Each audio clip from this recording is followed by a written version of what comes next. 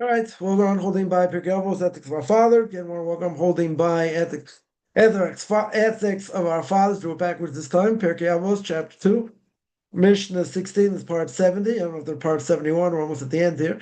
Right. In either case, the Mishnah says again, chapter 2, Mishnah 16, Pirkei Avos, ethics of our fathers. Mishnah says in the name of Rabbi Yeshua, an evil eye, evil inclination, hatred of other people, remove a person from this world. So we're speaking, I guess last week, the week before, about what it means to actually, get knocked out, so to speak. That would remove you from this world. So we mentioned last week, we didn't get very far, but we mentioned last week. Okay.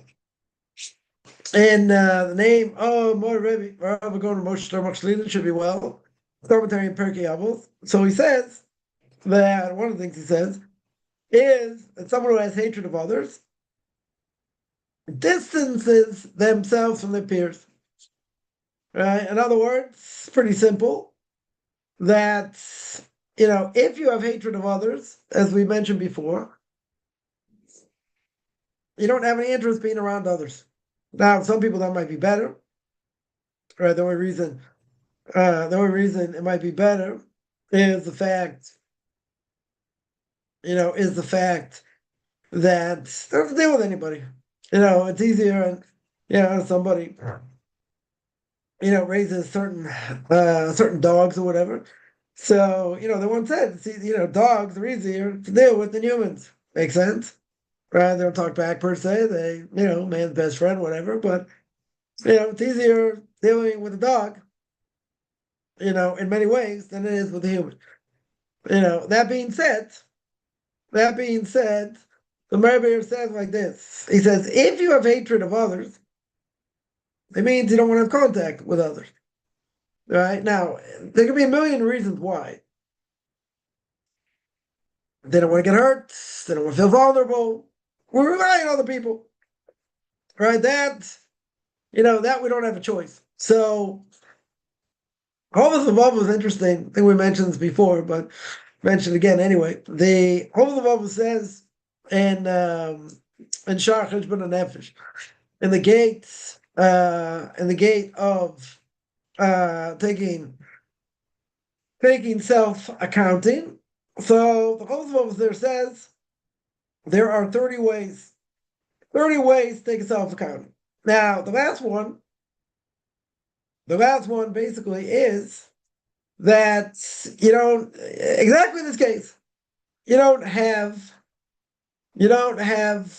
contact with others, right? Essentially, but it means as well as the moment sincere, not just you don't have contact, but you're living in the world that you and God.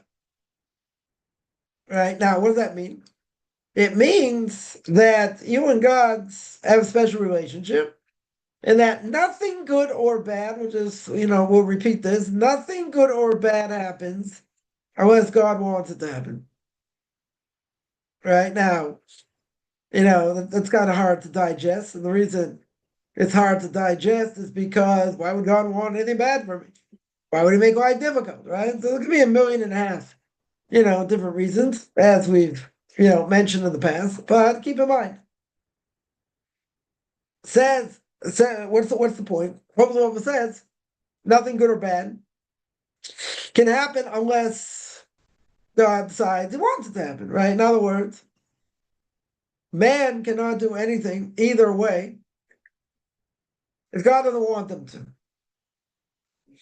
right? In other words, if God does not want them to do it, they won't. They won't have the ability to do it, whatever it is, good or bad. So therefore, it's a relationship between you and God. What about the rest of the world? So seemingly, the Chofetz Chaim says, you don't need man. What do you need man for? You don't need mankind. All I have is God. Very good. So if all I have is, God, then really, I don't need man. Technically speaking, I don't need man. Very good. So what's the point? What's the point? You have some contact with man.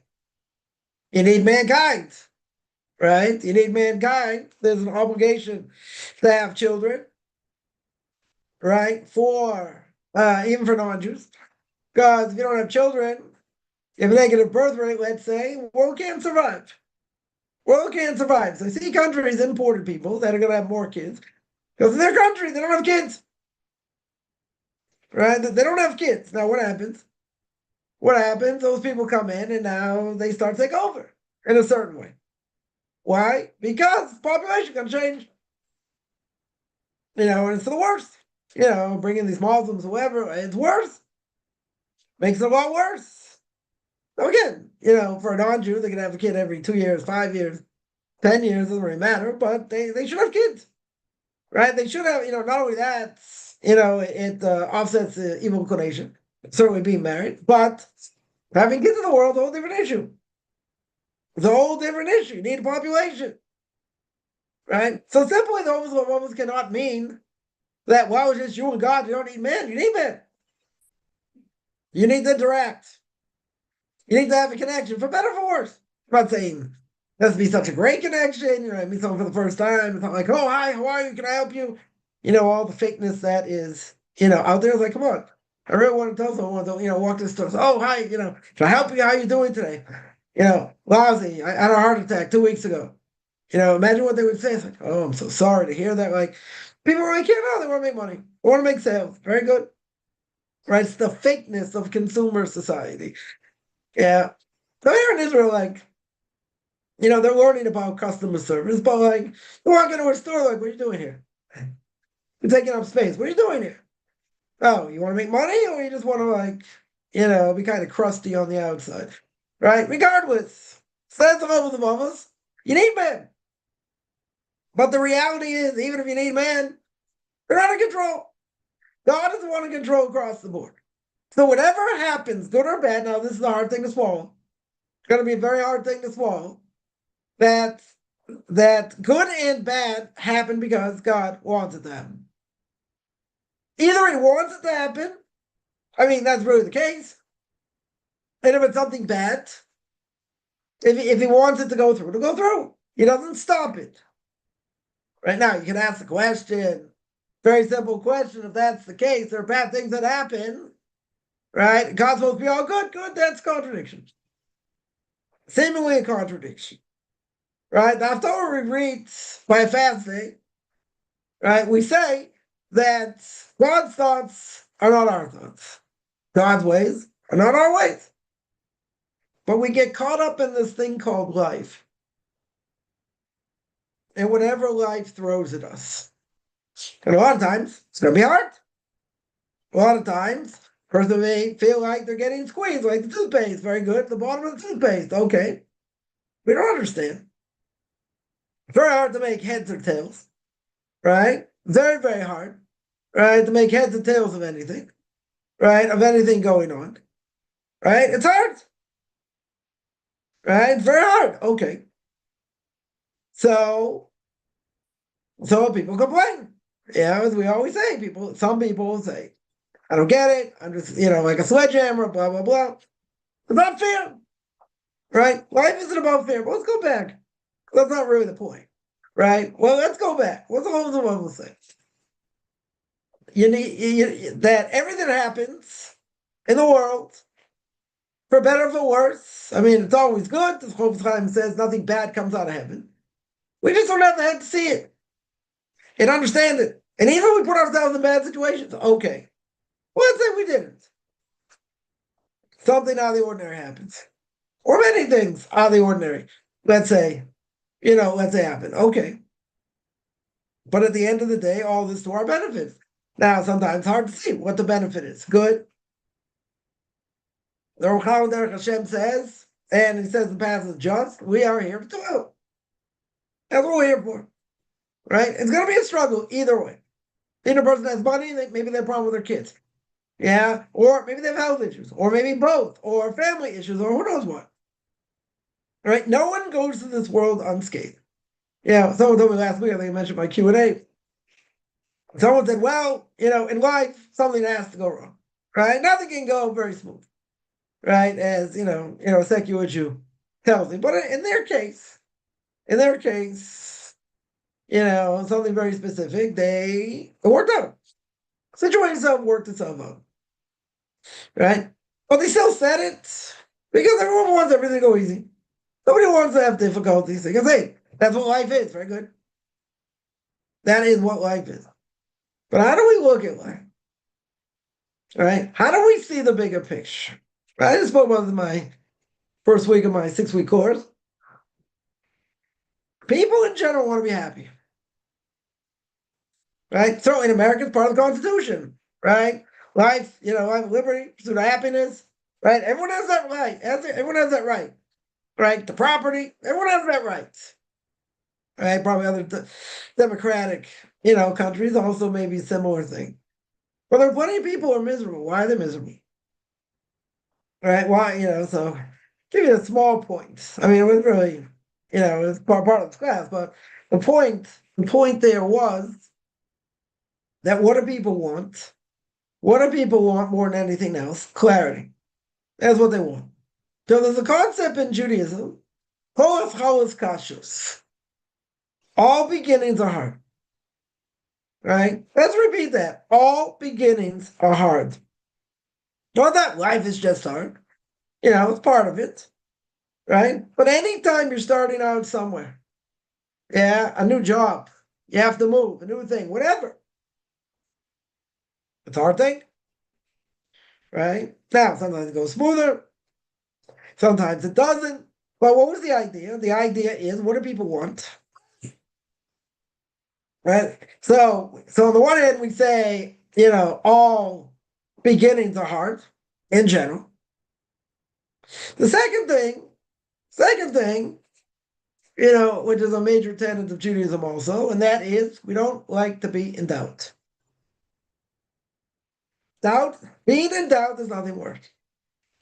Right? Even though, okay, beginnings are hard, very good. But when you lack that clarity, what do you have by definition? Doubt. You have doubts. What should I focus on? Where should I go? What should I do? I mean, many doubts. By the way, people say, oh, Purim, almost the destruction of the Jewish people. We don't know what Amalek is today, even though many would say the Germans during World War II, a part of Amalek, very good. Amalek bring to the world. We have a special mitzvah to remember what Amalek did to the Jewish people. Right? So we read those verses at the end of the Parshas Kitesek, right, in Deuteronomy chapter 25, right, the end of Parshas Kitesek. And it says they go after weaker ones, go after ones that are, struggling behind. It's never a fair fight with Amalek. Right? Now, you see what the Germans did. It wasn't a fair war. They took people out of their house, totally confused them, starved them. They gave a chance to fight back. It's not fair. They took the weak. Young, old, doesn't matter. Right? The people say, oh, we're not going to go to this, we're not going to go to the slaughter like sheep. They had no idea what was going on. It was too late. It was way too late. Not only that, they were starving to death, as well, if not being killed either way. Right? It's okay. You had some that were able to escape and fight with the partisans and, it's a rebellion at some point, but think about it. People make the statement, it's ludicrous. It's absolutely ludicrous. We're not going to, we're going to remember him. We're going to, we're going to fight to the end. We're not going to go like, sheep to the slaughter. You think that was their intention? You think they had any idea what was going on? No. They found out, it was too late. For many of them, some escaped. Some were able to escape. Right? Many of them totally trapped. Some of them got out before. They saw the writing on the wall and they fled. They fled with nothing. They just left everything behind and left. Right? They got smuggled, other places. They got out. The vast majority get stuck. Right? Not only get stuck, they get trapped. Not only they get trapped, they were rounded up. And you're talking about a war machine. You're talking about, one of the most powerful countries at that time. Yeah. No one wanted to, help the Jews, that's for sure. Right? No one wanted to get involved. Americans certainly didn't want to get involved in the war. When they get involved in the war, they got bombed at Pearl Harbor. They had no choice. But they know what's going on. Boats came to the States, they sent them back to die. Right? They got plenty of blood on their hands also. They could have bombed the train tracks and railways and different things. Right? So there would have been They wouldn't have been able to take people in. They want to get involved. Oh, you bombed the Pearl Harbor? Nah. Well, they had no choice. They had no choice. Now, you can tell me it's understandable. Why is it understandable? You're fighting a war machine. Tens of thousands of people get involved in this war, they're going to die. Right? They're going to die. Okay, so they're not going to get involved to save Jews, that's for sure. So what are they going to do? They're going to get involved because they got attacked. They totally got attacked. That was the straw that broke the camel's back. Oh, you're going to attack us? Destroy part of our fleet, in the South Pacific? Well, guess what? Now we're going to get involved. Now we don't have a choice. Okay. Now, that being said, we're just here and I guess all over the world, right? Last I didn't speak about it in my Q&A. Maybe I'll speak a little bit about it this week because it's going to be Israel Independence Day. But there's an idea. You're going to have one day, Holocaust Memorial Day. And they want 6 million. If there are any survivors left, maybe they'll speak. Any of these events here, what do they do? So whatever, they have different events, but it's marked by a siren. Siren, right? Similar siren to you're being attacked by Iran or whatever, but whatever, it's a siren. Similar siren when Shabbos comes in. Okay. What do people do? What do people do with the siren? People are driving, stop. A lot of people stop. Get out of their cars, they stand up. Stand up is a sign of respect. Yeah, they stand up. What do? They droop their heads. Moment of silence. And I grew up also, public school, the moment of silence. Moment of silence is a Goyish thing. 100% is a Goyish thing. You want to do something positive, say to them. Learn something in their name. Do something. Having your head drooped, it was nothing. It was absolutely zero. Saw somebody who's, let's just say, their views are not accepted in the Torah world, right? That's the whole thing. I don't understand. I grew up in the other Orthodox world, and during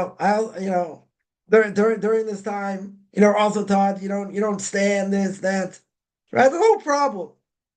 It's the whole problem because if you're outside in a public place, and everyone else is standing, even if you don't believe in it, it's gonna be worse. Be more like a desecration of God's name. Not literally, it could be here, because if to do it in front of 10 Jews, technical definition. Spend. And obviously you got photographers in these religious areas, right? Right before the siren, they're gonna say, okay, what are people gonna do? Right? And they're gonna photograph, they're gonna video, they're gonna make a whole ruckus. A whole ruckus. So the people don't care either way. So they'll do whatever they want. Someone's filming right in front of their face. Yeah, someone, and they're doing it to be provocative. Of course, maybe there's a fight, maybe someone says something, and people will say, how can it be? And this quote unquote Orthodox Jew said the same thing. Said the exact same thing. How can it be that you're so low, meaning the other Orthodox Jews, they could care less about 6 million people dying? That was a claim, right? That was a claim. So, the person said, I grew up with this, whatever. It makes so much sense to me because it's insensitive. Insensitive. He went further. Which is wrong. But, he went further saying that there's no source.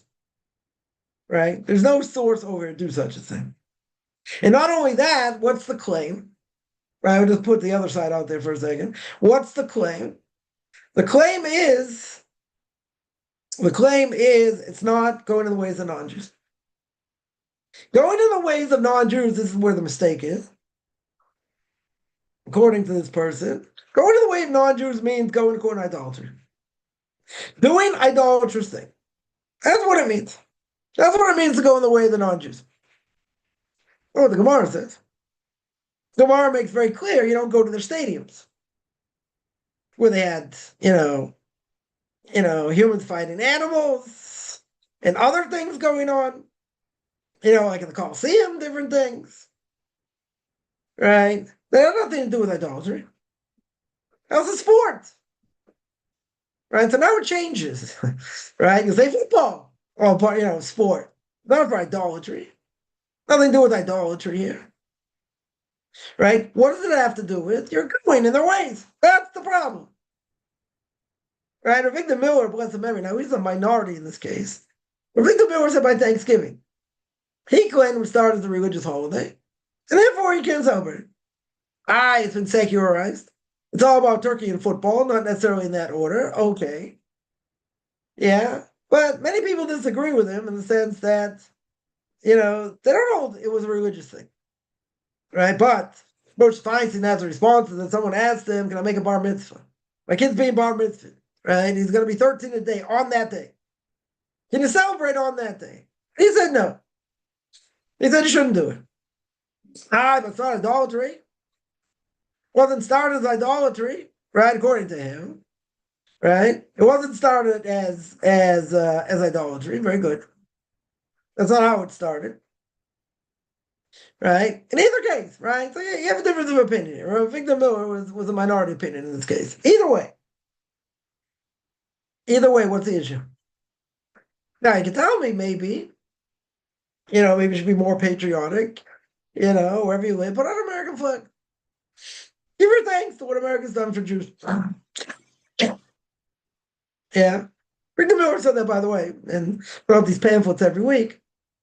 They asked him a question: what's the difference between, celebrating, let's say, Independence Day, right? Independence Day in America, and the 5th of Iyar, which is next week. There's another 3 days. On Tuesday, it's going to be Independence Day in Israel. So interesting. Victor Miller said, you have to have gratitude. But in America, and it's a free country, and you practice your religion. Even with all the bad things that go on there, okay, but that's true. It's true for the most part. Yeah, but he went further, which I was telling someone this morning. I said, I don't know if we can get away with saying that today because people are much more religious, but one of the things he said was on Independence Day, you should hang out a flag. Put a flag out, put an American flag out. Show your gratitude. Yeah, I don't know if people would say that today.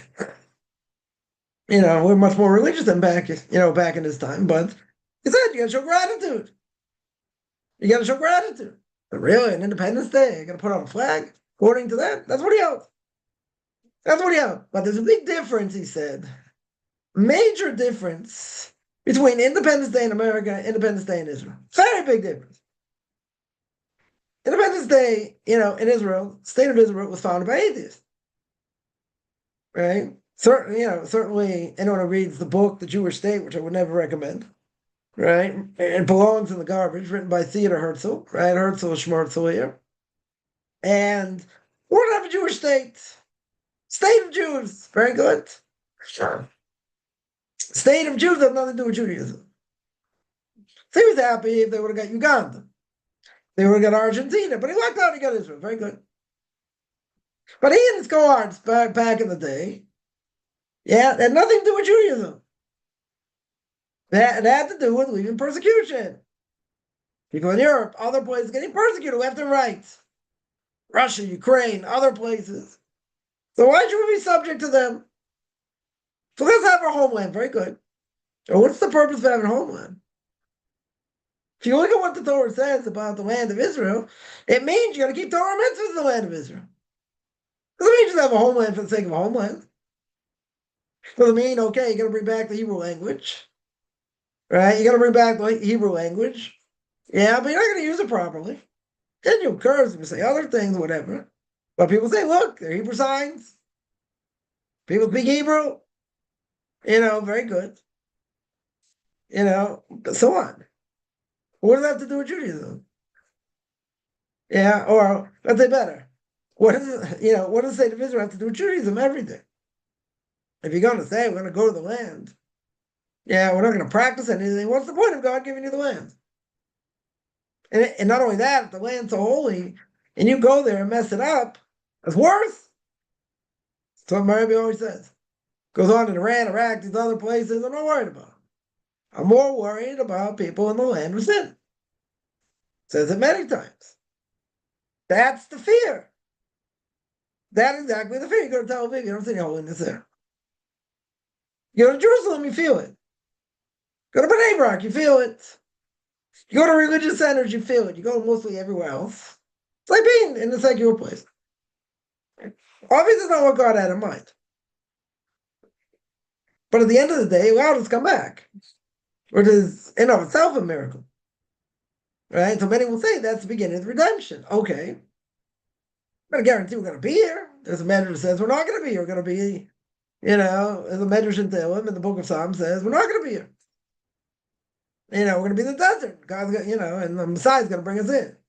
I remember everyone's telling me this. I looked at him like, what are you smiling at? You're also not going to be here. You're also going to be in the desert. So why did you take it literally? And we're not going to be here, or there's a homiletic message over here. Regardless, the state of Israel was founded by a bunch of communists and atheists. Can't be a good thing. Certainly can't be a good thing. Right? Now, if you didn't have religious Jews here, and the real Zionists really, the first people came here draining the swamps and having a lot of difficulty and dying here, pretty much, were the students of Vilna Gaon. They were the first ones here. They were the first Zionists before anyone else got here. All right? That's well documented. Regardless, that's the idea. So, we should celebrate it. Anytime he's going according to Torah, they're not persecuting, let's say. People want to keep Torah mitzvahs. Okay, but that's not the case. So people got to live here regardless. Okay, you have to know what you're up against. But now they're making a war against Torah. Yeah, people don't do the army, and this and that. You can't study Torah. Right? It's like illegal. Yeshivas won't get money. They'll make life, more miserable in other ways. Well, good. You could ask the question, why should they get money in the first place? Let them go raise it. Okay. Let them go raise it. So it'll be a lot harder. Yes. In the long run, they wouldn't have anything to say. Well, my Rebbe's group, their schools, they raise it. They raise the money. It's harder, sure. But they don't get benefit. They get no benefit over here. Right? The Chazon Ish once said, the merit of this community, this land, let's say better, to exist, the fact they're helping Jews. They're helping Jews learn Torah. If they don't help Jews learn Torah, guess what? They don't have any reason to be here. This land doesn't have any reason to flourish like it is. It will be spit out of the land. That's the biggest fear. Right? But again, whether you should take the money, not take the money, people take the money. It's easier. It's a lot easier. But it comes with a price. Baal Mea, Baal Day, as we say. If you have 100, people got to listen to you. Why? Because you're the one giving the money. You're the one writing the checks, right? I remember back in the day, commercial for E.F. Hutton, right? E.F. Hutton. Everyone was like, listening. Same thing. You got money, you have power, you have fame. Well, guess what? You are, you call the shots. Now, go back to what this, so-called rabbi said. He claims to be Orthodox. It's a disgrace. He wanted to say, it's a total disgrace that Orthodox Jews don't show proper respect. They don't show proper respect for this day. Now, I would make very clear, if you are outside and the siren goes off, you should stand, regardless of whether you believe it or not. Why? You don't need to make a provocation. 100% you don't need to make a provocation. And that's what they're looking for, see? You guys don't care about 6 million people who were gassed and stabbed and killed and who knows what, right? So, you can care less about their memory, right? But what's the answer? The simple answer is, what are you doing to perpetuate that memory at that time? You're drooping your head like an absolute moron. That's what you're doing, like a non-Jew. No offense to any non-Jews, listen. It's a non-Jewish custom. I grew up with it. It's a non-Jewish custom. And anyone who went to public school, they know that.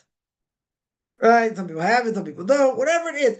They have a moment of silence. What's a moment of silence? I mean, you're supposed to think about life, pray to your God, whatever it is. That's a non-Jewish thing. So if you're going to do something positive, tell him. Say a bunch of him at that point. Learn something in their marriage. Do something. Don't just droop your head like an idiot. Right? So again, the issue is, it's not a Jewish custom. Period. non-Jewish custom. The mistake this person makes is no non-Jewish custom. Going to the ways of non-Jews means idolatry. Not true. The Gemara of Odysseus makes that clear. It's not true. It's going in their ways, period. It has nothing to do with idolatry. Maybe in some cases it does, but not the majority of cases. Going in their way can have nothing to do with idolatry. That's not the point. Right? That's going after idolatry. That's a different issue.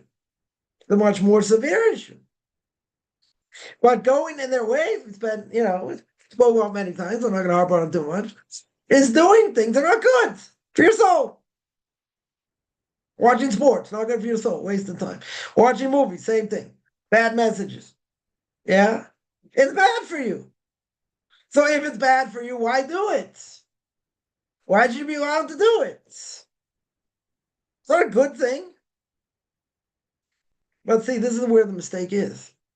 Because this person will claim wrongly, we're not doing anything for their souls. We just walk around like nothing happens. That's the way it looks on the outside. Now, he was on the inside. Said, I went to another Orthodox yeshiva. I went to these places. That's what we were taught. Yeah, obviously he didn't like it. Obviously, hit him somewhere he didn't like. Okay. Because the claim is, and he bought into what other people say, the claim is as if to say, we don't care. We don't care. Any Jew that dies, however they died, they died for the sake of being a Jew. It's a horrific thing, right? So I'll tell you a story. My Rebbe was once late going to learn with the Brisker Rav. Roosevelt said Soloveitchik, blessed memory. And he was once late, or I got there a little bit late. And the Brisker Rav asked him, what happened? Why are you late? So he said, no, Stam Levaya. Right? It was a funeral. I got stuck in this, there were a lot of people there, whatever. Right? He said, in general, it was a Levaya. It was a funeral. Brisker Rav chastised him. He says, a Jew dies. And you say it's just, someone died. Every Jew, they're like their own world. They're totally like their own world. And you say, oh, it's just in general, or what do you call it? You got delayed by quote unquote just this funeral. Like you think when a Jew dies, it's just like a normal occurrence. And it's just a funeral. Chastise them. Literally, let them have it. And that's how you look like, that's how you think about a Jew. Or when a Jew dies. Yeah, we're not thinking about someone evil and whatever. It's in general. Jews their own world. Their own world. That's how you look at it. Right? So you didn't want to work with them. You didn't want to work with them. He said, what? You make fun? You scoff at, you scoff at this a little bit. He's furious. Absolutely furious. Right? So, okay, you say this is worse. They were killed for being a Jew. 100%. Right? Nothing to talk about. Okay. Now, even if that's the case, right? On the outside, now we don't necessarily care about externals, but, right? People will say, oh, if you walk around during this time and you don't stand, you're an absolute disgrace because you're trampling on their memory. Right? Now, you want to argue with someone who's been brainwashed by society? You want to argue and say, it's a non-Jewish thing. How could you do this? You're not doing anything for their memory anyway, so to speak. What are you doing for their memory? What are you doing at that specific time? Have to be a fly in the wall in the world at that point and see what's in people's minds, what they're thinking about. What are they thinking about? Even tell me they're thinking good things, whatever. Okay, they doing anything to change, make the world a better place? What are they doing? What in the world are they doing? Oh, you want to do something? Say to them. Say something. Learn something in their name. Do something. Sitting there like an idiot doesn't do anything. Now, I would say, if you are in public, in such a thing, right, and Jews are going to see you, you should stand. You can disagree. You can say you don't have to do it. You're right, but it looks bad. It looks bad. Their argument is weak, but okay, right? So there, when you're standing, for 2 minutes, say, do something. Do something. So the institute of this day is 100% a day to think about the Holocaust. But today, think about the Holocaust, the atrocities of the Holocaust. We have one day a year we already do that. What day a year is that? It's Tisha B'Av. The fast of the 9th of Av commemorates all the tragedies happened. Yeah, but what are you doing on the fast of the 9th of Av? You're saying all these liturgical poems, feeling like a piece of dirt, and all these great people were killed and murdered, and people ate their kids because they were starving. All kinds of terrible things that the curses talk about have all happened. But it commemorates throughout history different things that happened. That's the day. Don't make up one day out of the year and say, okay, we're going to commemorate. We're going to commemorate the Holocaust. Now, maybe I would agree in theory, probably not, but if I was in a really generous mood, maybe I would agree and say, okay, maybe it's not such a bad thing if they do the right thing, right? If they commemorate it in the right way, right? Anyone disagree and say no matter what they do is, you don't have a separate day. That day is Tisha B'Av. Okay. But I'm saying in theory, if it be done in the proper way, yeah, people can see it in the bigger scheme of things. And if they take something out of it and it does something maybe to move them, maybe to change them, maybe they'll think, you know what, I can also make the world a better place. Maybe that'll be the case. Maybe it'll give them inspiration. Maybe. I'm not saying it will. Maybe it will. Maybe it'll get someone to think. Tend to doubt it, but in theory, that could happen. So if that would happen in theory, then maybe I would change my tune a little bit. You're doing something. It's something positive. What positive thing comes out of this? Again, you have something, you have Hashem, you have this whole, the Holocaust Memorial. In Jerusalem, you have something there, and people speak, and you got government officials, and blah, blah, blah, bring some Holocaust survivors, different things. Okay, not that many Holocaust survivors left, but okay. What's the message? What's the message? Is the message, okay, we have our own land, we're much stronger than we've ever been, the power of our army, is that the message? That's not the message.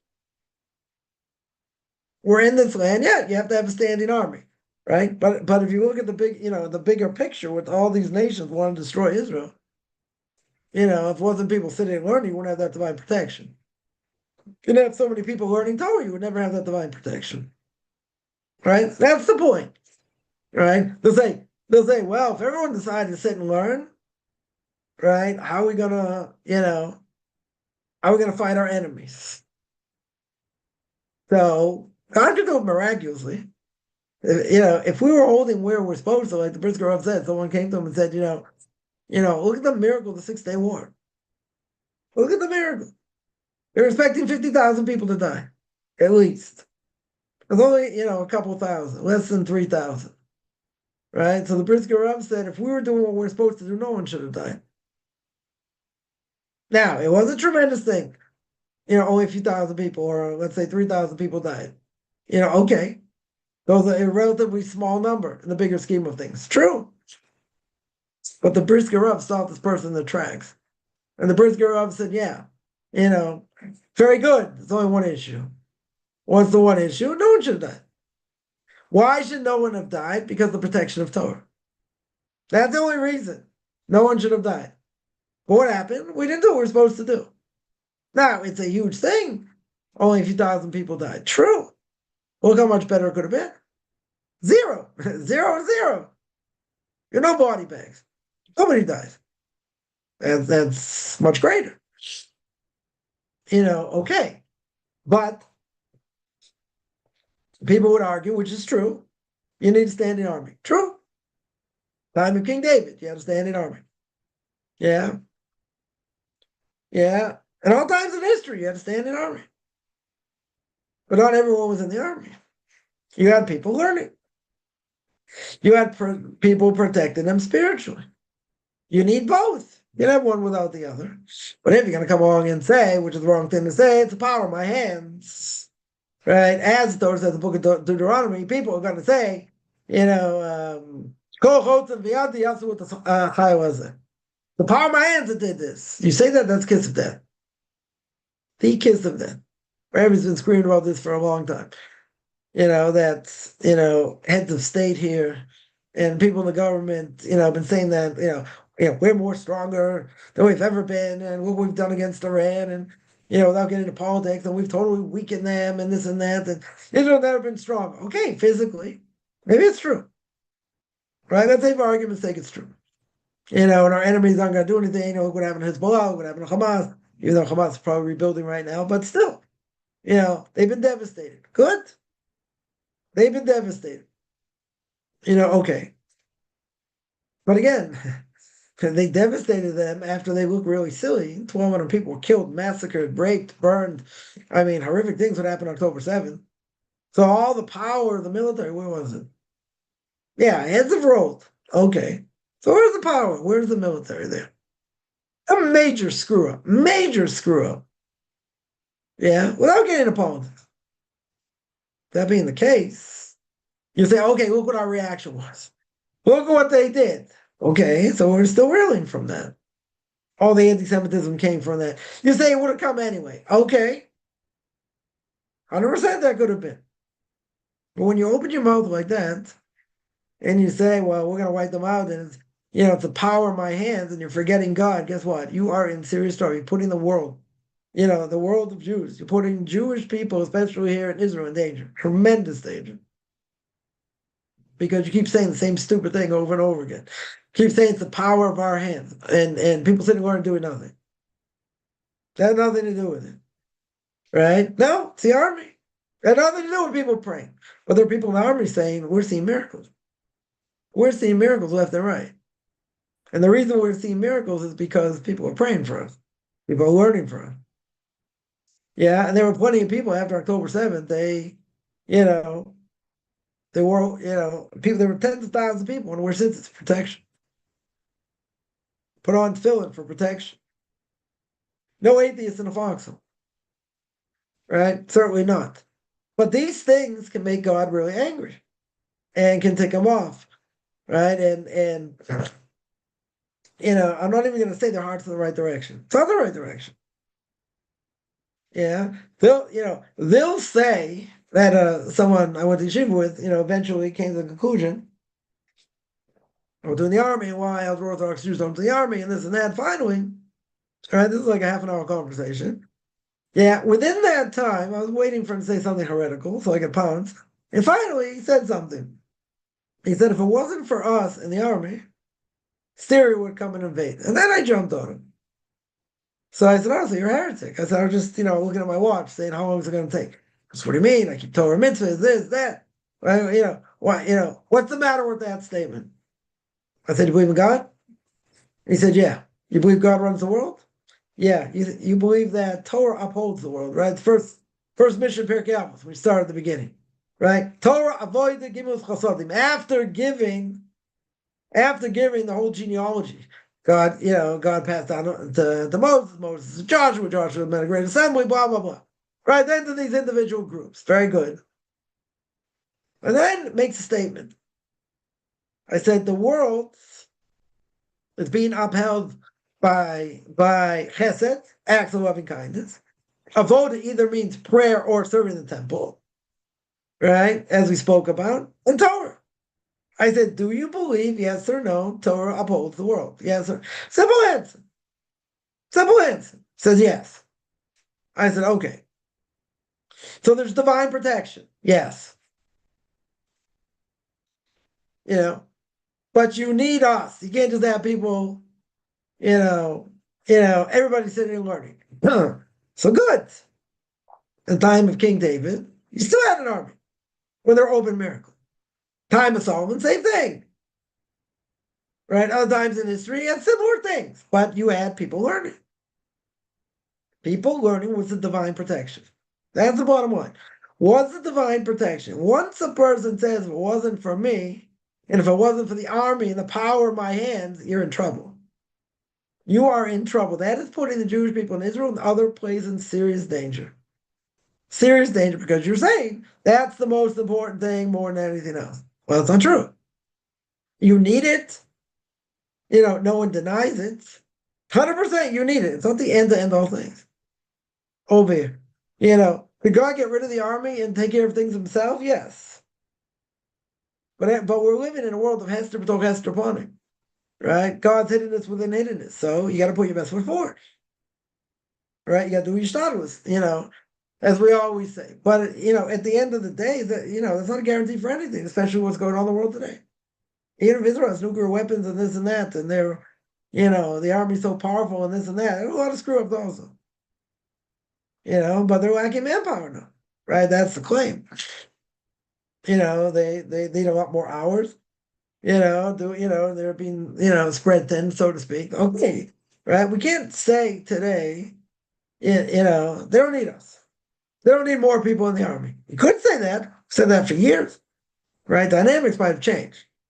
But even the dynamics have changed without, again, this is a very, powerful issue, huge issue, right? And without getting into everything else, the bottom line is to make such a statement makes you a heretic.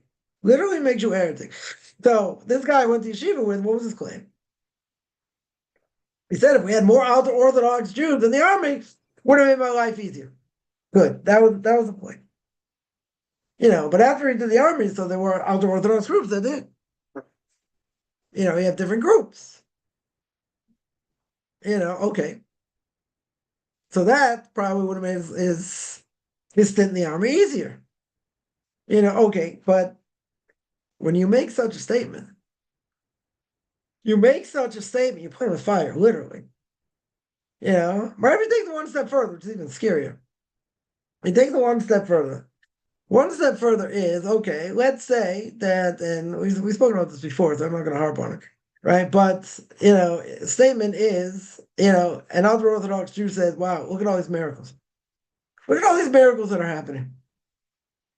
Yeah. When it comes to, when it comes to what's going on. Yeah, and how all most of these missiles hit nothing and different things. Yeah, people have gotten killed, people have been injured, there've been direct hits. Yeah, see what happens with the ceasefire. But in general, it's very true. It's nothing short of miraculous. Okay, now if a person makes such statement, which is not a bad thing, then once they make the statement and they acknowledge it, they're acknowledging something it's a huge thing. They're saying God has intervened over here. God's doing tremendous things to Jewish people. Great. Now, if God's doing miracles and we're hearing about them, we're seeing them, so to speak, what did the person do to change? What did they do to change? Anything. They pray a little bit slower. Do they add more prayers? Do they learn a little bit more than they normally do? What did they do? What have people taken on? What have people taken on to do? If God were to look down, right? Let's say, I'm playing God, put on my funny George Burns glasses, my funny mustache, let's say, I'm playing God. I look down and say, look, most of these missiles, thousands of missiles, hit empty areas. Some, okay, direct hits. People got injured, people got killed, very good. The vast majority hit nothing. Hit nothing. Yeah, so God looks down, right? We're looking down as God and say, wow, look what I did. And people acknowledge that. People acknowledge that. Very good. God said, okay, they acknowledge it. That's a step in the right direction. Great. Right? Now, acknowledging it is catch-22. On the one hand, it's a very good thing. Very, very good thing. But on the other hand, what did you do? If God did it, if God did these miracles, what did you do to change? Did you do anything to change? Did you take on anything? Anything? Do we think a little bit differently? Do we take, do we not take life for granted more than we used to? Something! right? If we were God, isn't that a lack? Isn't it a lack of human beings? We could say, come on, it's a very weak generation. What can you expect? Yeah. You say, ain't doima, shmiya l'riyah. There's no comparison to hearing something and seeing with your own eyes. Okay. The person very far away is going to say, come on, we're hearing about it, we're not seeing it. Okay. But even hearing about it, right, should wake up a person. Yeah. I don't know if it's true or not. There was something by the CIA, weeks ago, saying that in the Pacific, somehow, somewhere in the Pacific, again, I'm not saying it's verified, so take this with a grain of salt, but they were making the claim that Iran could use certain, drones or whatever, somewhere in the Pacific to California. Again, I don't know if that's true or not. Let's say for argument's sake, maybe it's true, right? Let's say we're not gonna fact check it, but let's say it could be true, right? Imagine if they had that capability. They had that capability. Yeah, you're gonna want to try and blow them out of the sky, literally, right? So that doesn't happen, right? But then people would see. I'm not saying they have to go through it to understand, right? They wouldn't talk so big, or or they wouldn't be allowed to sleep because now they're living it, right? Now they're actually living it. Now that's a big difference because now you see it. So imagine California, different cities getting hit. Let's say these things are getting knocked out. Let's say before they enter the airspace, or even after they enter the airspace, they knock them out in enough time, but they splinter off. Right? You get these cluster bombs, whatever they splinter off. Right? These big cities, they hit nothing. Bunch of parks, nothing. Empty roadways, hit nothing. Yeah, that's very different than hearing about it. Okay, that's true. But if a person, this is the catch-22, right? If a person acknowledges, which is not a bad thing, if they acknowledge what God has done, what did they do to change? You got to do something to change.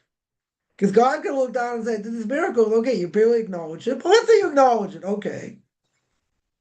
But you acknowledge it, you didn't do anything. You just go back, you go about your daily life. Like, for most people, they go to the sealed room, they hear a boom and most likely hit nothing. Well, when there's a catastrophe, and the missile didn't get hit or knocked off for whatever reason, right? And there were direct hits, and yeah, I just saw, I don't know, 150, 200 ultra-Orthodox Jews still, without a place to live, when they got hit in Iraq a few weeks ago. Yeah, the missile didn't hit, so now, so it did an investigation. How did the missile not hit? Right? How did they not knock out the missile? They missed it. You know, most of the other missiles they knock out. Now, sometimes they do damage, sometimes they don't damage, but there are a number of missiles that didn't knock out. Yeah, and there was severe damage. Now, it's like a wake-up call. But most people take it for granted. They would say, okay, not going to hit anything. Right? They find out it didn't hit anything. So, after a while, some people, I would think still mistakenly, but, some people would look at it and say, okay, another siren, I'm not going in. I'll do about what I'm doing and I'm not going to hit anything anyway. So this is being a little bit foolhardy. It's not, a person can say, wow, you look at the odds. What are the odds? Okay, but you don't want the odds all of a sudden now to change. And now, wherever you are, you get hit. You're going to say the odds of that, in this case, probably pretty slim. Okay. You want to take that chance? I don't think most people want to take the chance. Probably don't want to take the chance. Right? But we get lulled to sleep here and say, see, nothing happened. See? Something happens the next day. Nothing happened. Right? Yeah, another, we got knocked down, hit nothing. Got knocked down, hit nothing. Thousands! Even ones that are, even from Hezbollah, Lebanon, not far. Right? Not far from, communities up north. A lot of them have hit nothing. I'm not saying they haven't hit buildings and haven't injured people. Yeah, been a lot of issues. And a lot of people evacuated because of that. Now, hopefully, we'll see what the ceasefire was going to be. People go back, but that's insane. Right? All these missiles, thousands of missiles. Right? So to acknowledge it is one level. That's something, it's not a small thing. To do something to change, doesn't matter. Something small. It doesn't have to be something big. Person takes on to learn an extra 2 minutes. Something, right? You do something, doesn't, again, even after Yom Kippur, person wants to take on something, we always say you take on whatever you're gonna take on, and carve it in two and then carve it in two again. Right? In other words, you cut it up, till it's like a quarter of what you want to do. So you can do it. So you're able to do it. Right? But at the end of the day, do something. Right? You gotta do something. So this whole idea of Holocaust Memorial Day, do something. Something small, it doesn't matter. Show you're doing something. Right? Think about something. Yeah, that's positive. That you're going to change. That you're going to try and change, but make it something you're able to do. Something that's practical. Now you might have to think, okay, what do I want to change? What do I want to work on? Plenty of things that, a person needs to do. Okay, but take something small. Right? But for a person to sit there and droop their head and this and that, there's nothing. Somebody here that whatever, they keep Shabbos to a point, keep other things to a point, but obviously not the real way. It's like, well, I want to do this thing, but it's a sad day. It's a sad day. Holocaust Memorial Day is a sad day. So how could I think go out for go out for lunch, do this, do that, like it's a sad day. Yeah. So how do you look at it? Tisha B'Av is a sad day. An extremely sad day. Saddest day of the year. People think saddest day of the year is Yom Kippur. It's a mistake. Kippur is a great day. Take advantage. Even though we're fasting and we're hungry and we're tired and we're doing vidui, we're doing all these confessions, we feel like a piece of dirt. Okay, that's not a bad day, right? It's a time to get cleansed. It's possible to get cleansed from your sins. That's not sad. It's just hard to go through, right? It's hard to change and all that, but you're fasting 26, 27 hours, whatever it is. You're fasting. That's a hard day, right? Tisha B'Av, okay, you're also fasting. Very good. Right? And it's usually, very hot outside, most likely. So good, the air conditioner's going strong, very good. And you're sitting on the floor feeling like a piece of dirt, commemorating all the tragedies that happened. All of them. Right? That's my Rebbe once. I used to go there for Tisha B'Av. And they were saying all these, say all these liturgical poems, all these keynotes. So I said, why don't you speak? Why doesn't the Rebbe speak? Give like go to his strength to people, whatever, during this time. So he answered me very simple. The temple of the Beis Hamikdash is burnt. Yeah, all these terrible things happen. There's nothing to do except sit on the ground and cry. That's it. There's nothing else to do. What am I going to say? What's possible to say all these tragedies that happened? Destruction, the first temple destruction, the second temple, all these things. People eating their kids. I mean, like, what are you going to say? 10 martyrs were killed. What are you going to say? One of these great rabbis had his, face ripped off. What in the world are you going to say for strength? If they look what our enemies have done and we're still here, what are you going to say? So he said, there's nothing to say. There's nothing to say. The only thing to do is sit, to sit and cry. All right? But let's go back to the beginning here. Let's go back. We're talking about being taken out of this world. Right? Being taken out of this world. So by every sense, someone who has hatred of others, they distance themselves. Why do they distance themselves? They don't have any connection. They don't want to have any connection to anybody else. Thinking, why do I need a connection to them? I'm better than them. I'm head and shoulders above them. Now, again, what can that do? Make a person conceited. True. Can make a person conceited. And there are conceited people out there. Okay. Right? So the Chov Levova says you got to live amongst men. You're living in the world that you and God. The mentality is whatever goes on, good or bad, emanates from him. So therefore, nobody, if a person's in a tight situation, whatever it is, person has to say, okay, God, you're the one in charge. You make it all happen. Nothing can happen unless you will it. So you can also help me. You can also take me out of this. Right? So there's no need to fair man. You gotta put your best foot forward, true. You're in certain situations where things look bad, okay. And things could happen, true. Right? That is true. Right? But at the end of the day, at the end of the day, nothing happens. Right? Nothing happens. Unless God wants it to happen. Right? That is that's the bottom line. Now, sometimes it's hard to live that way because you'll say, well, this is going on, I have to do this, that, and the other thing. How am I gonna take, deal with this, so to speak? Okay. But you have to remember, God's the one that runs the show. God's the one in charge. So either case, it doesn't matter the way it looks. It could look really bad. The Gemara says, even if, as we said before, even if the sword's against your neck, God can have mercy. It could look really bad. Maybe you'll die. Maybe. Maybe in that case, the person will die. But God can save the person. God literally can do anything. As we always say, Yeshua Hashem Garafai. Right? The salvation of God comes in the blink of an eyelash, literally. Literally. So things can happen in a positive way. Very good. We get caught up in the everyday. We get caught up in, I got to do this, got to do that. You have to put your best foot forward. No question.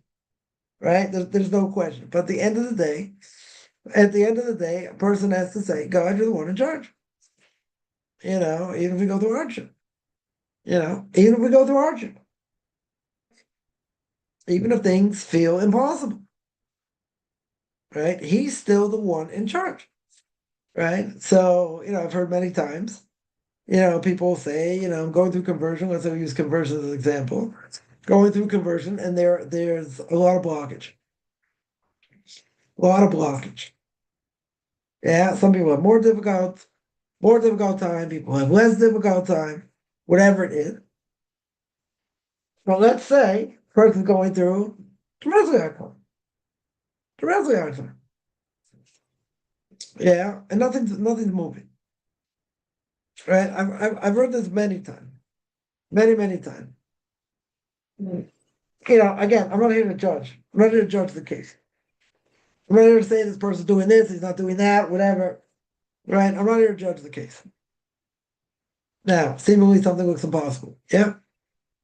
I've heard from a number of people, even though, it took them maybe longer than it should.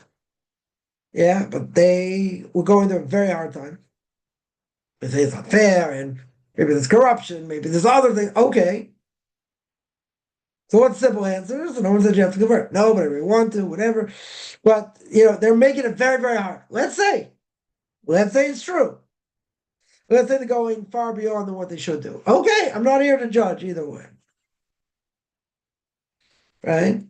But even if that is the case, let's say that's the case. And let's say there's corruption, there are other things going on. Okay. Well, let's say they jump through the hoops. They hang on for dear life, like they're on a runaway train or runaway ship or whatever. They're hanging on for dear life. They still want to, right? But it's very, very hard. And let's say they get a breakthrough. Let's say somehow they get a breakthrough. Right? Basin comes along and they question them. They give over the information that they need. They did what they needed. They jumped through the hoops, and lo and behold, the basin says, okay, 2 days you're going to convert. 2 days you're going to come to the mikveh. Everyone's going to be jumping out of their skin. going to be absolutely ecstatic, right? And it's very easy to understand because they went through a long, hard process. Okay. So they're ecstatic with emotion, but they made a breakthrough. Now, again, some people make it stalemated, they make it stalemated more. I don't know. I'm not privy to all these conversations or many of them. I can't say either way. But I would say if they're doing things that are wrong, based in, then it's wrong. If they're doing it because they want to make sure the person's on the up and up and other things, and they take great responsibility, and there's certain things they see they don't like or whatever, okay, right? So they may make it more difficult. But let's say there's a breakthrough somewhere. Now, some people may be scarred, maybe. Maybe they'll be scarred and even if there's a breakthrough, they're still not happy. This should happen 2 years ago, it should happen 5 months ago, it should happen this. Feel like I got blown off, different things. Let's say it's all true. Right? Let's say it's all true.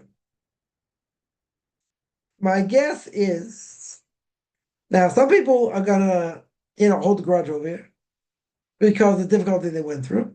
Some people do that, which is forbidden. But let's say some people feel upset it took so long and they have to do this, do that, whatever. My guess, though, is at this point, when there is a breakthrough, yeah, I think some people for sure, whatever happened in the past happened. I'm not going to say they're going to make a break 100%, but I think some people will be so ecstatic that things now are moving and it's getting to the end, and they actually get a date they're going to convert. All these other things don't matter. Seemingly don't matter. They're not going to look back. They might. Some people, because depending on what the difficulty is, some people may look at it and say it was the hardest thing I ever did, and then they have gripes against it. They have anger against what happened, even though they're given a date or they actually converted. They may still have negative things to say. Okay, for better or for worse. But I think some people are going to come out of it and say, all the pain, all the difficulty, all the hardship. I'm now glad to be a member of the tribe. Right now, now it's all for real. Now the real work starts. Okay. I think for some people, I'm not gonna say everybody, sure not.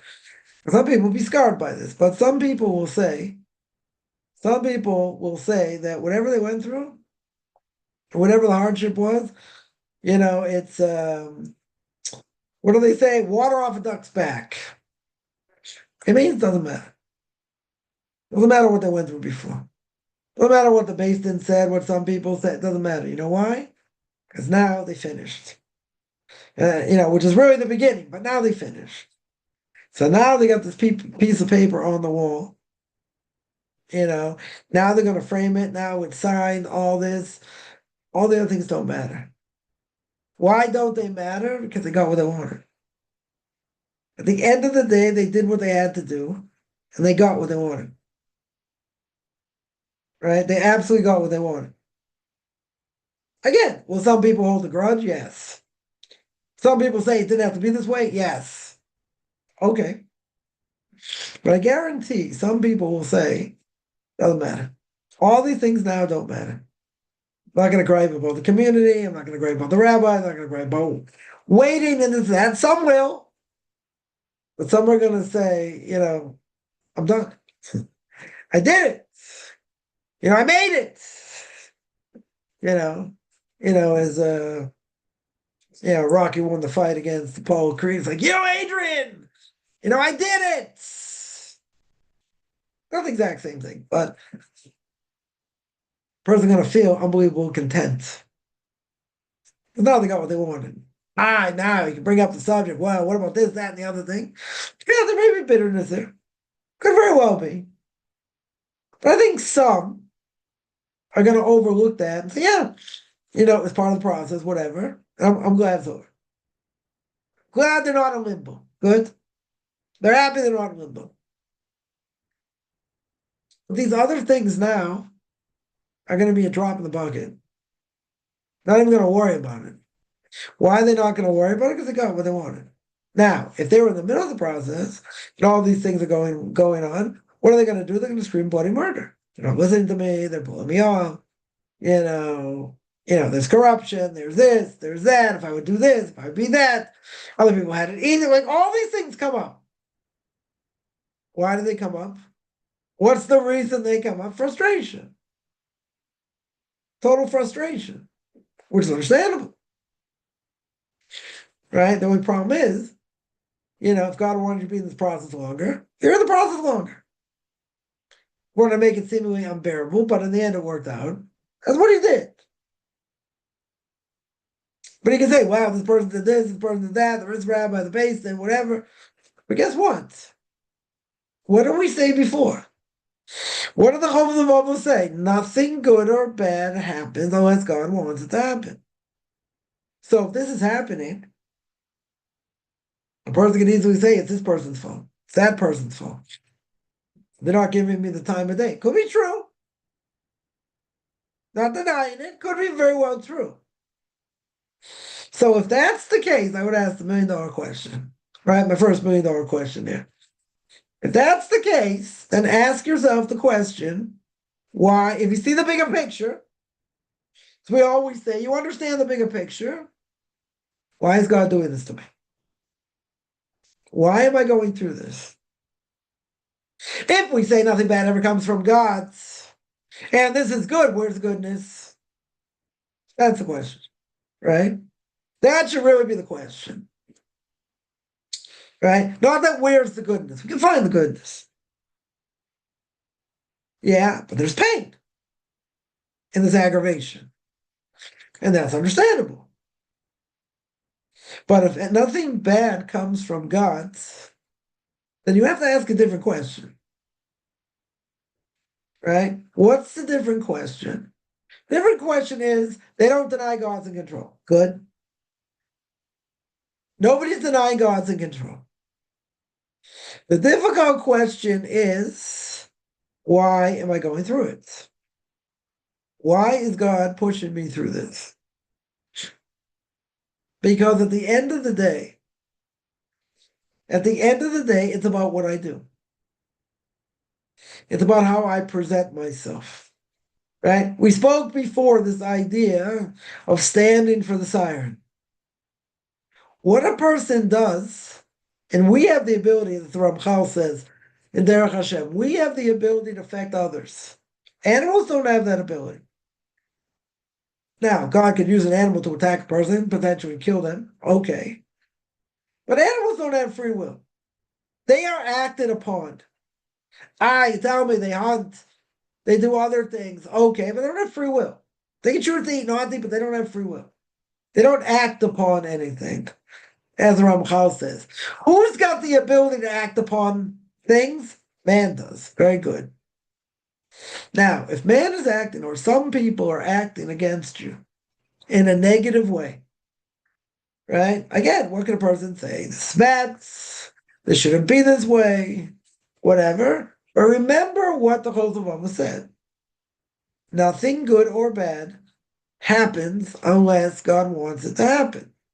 So in other words, man, even though we say man has the ability, man is a creature that has the ability to affect other things. Why am I being affected? Why, let's say better, why is the person being affected in a negative way? Now you could say, it's my own fault. Right? If it's something we did to ourselves, let's say bad decision, bad planning, whatever, you have no one to blame. That's not even a question. That question won't come up because you know why. Well, let's say that's not the case. Let's say it's not the case. So a person can ask the question, right? But where does the question lie? Is the question on you or is the question on God?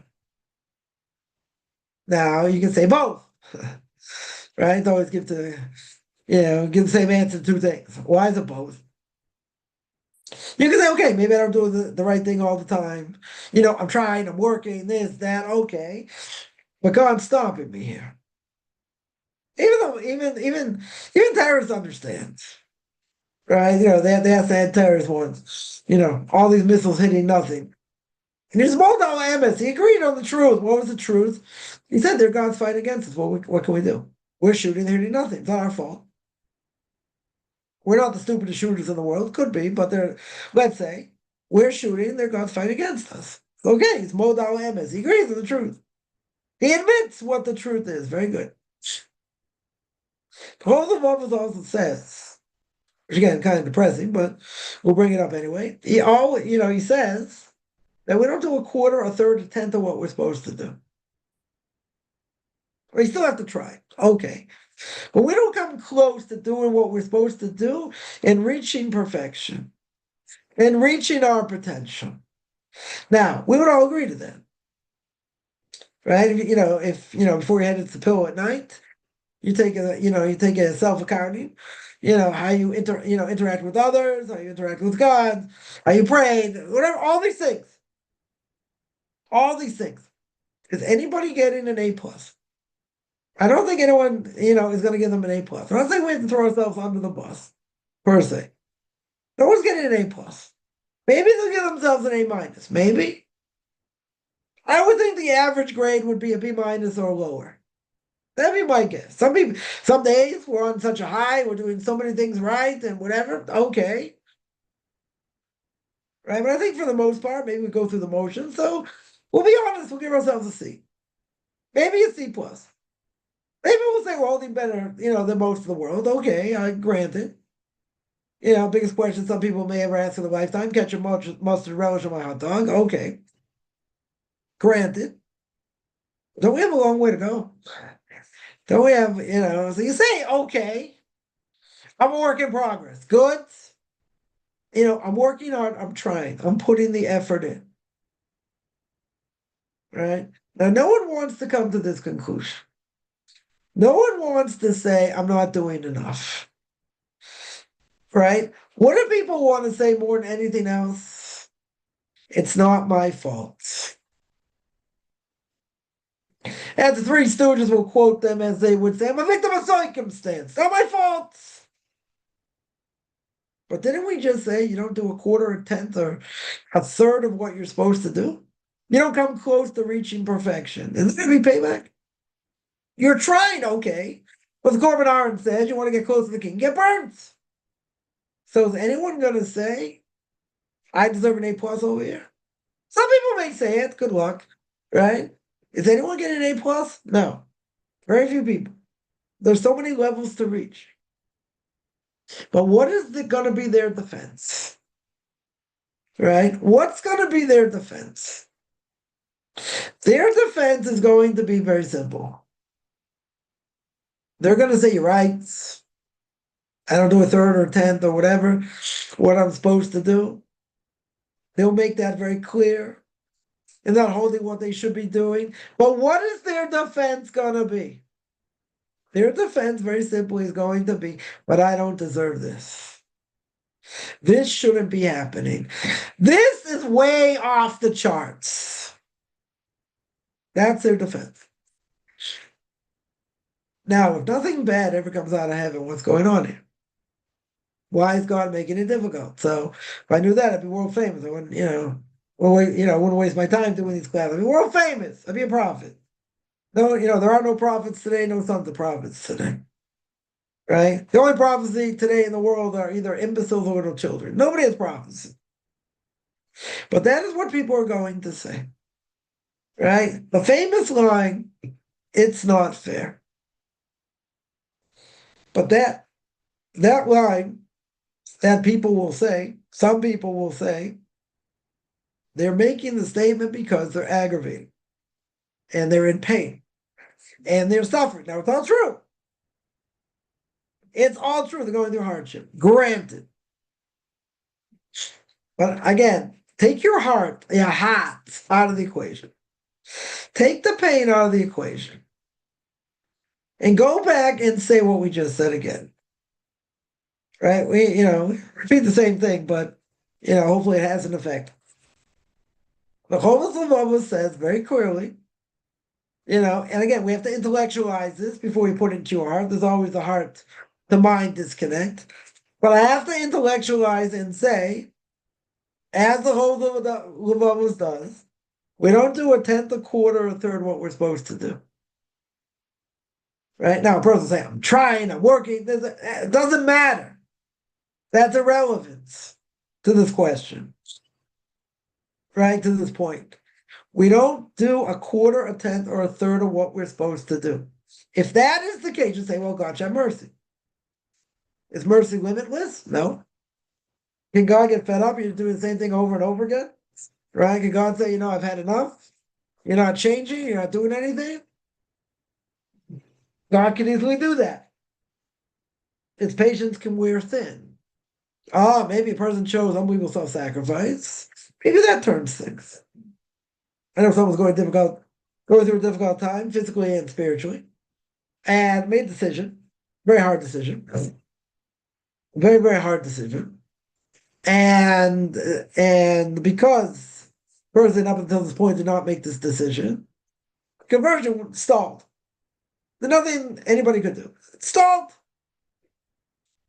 Person made a very, very hard decision, extremely hard decision. Once they made, now I'm convinced this is the reason why it happened, but once they made that decision, everything changed. Everything changed. Conversion went through shortly thereafter. Financially, things changed. Even though, after that there were ups and downs, okay. But what changed over here? I'm convinced, could be wrong, but I don't think so. I'm convinced in this case, this person showed unbelievable self-sacrifice that in 10 years he didn't do. Too hard to do. Too painful to do. But the rabbinical court kept asking, over time, is this situation changed? No. Okay, there was nothing for them to do. Situation didn't change. Person made a decision. As we said, a very hard decision. Showed unbelievable self-sacrifice, and it's like the sea split like this. That's what happened. Things turned literally overnight. Right? So again, financially wasn't, at that point, helped quite a bit. Things changed and things were up and down after that, but it doesn't matter. Things opened. Things changed for the better. Right? Instead of really like being stuck, there were a lot of things that opened. A lot of things that opened up. Yeah. Like the splitting of the sea. So what happened? What changed? The person was getting up, praying every day, 3 times a day and learning and this and that. What happened? Why all of a sudden were they taken out of the trenches? They were taken out of the dirt, so to speak. Or let's say better, why were they still made? Because there's a certain thing that this person had to do and they didn't do it. And they knew that was holding them back. It's also like ripping out part of your heart to do it. But the person understood if I don't do it, I don't get anywhere. I'm still going to be spinning my wheels. True. Very, very true. So I'm convinced that's the reason.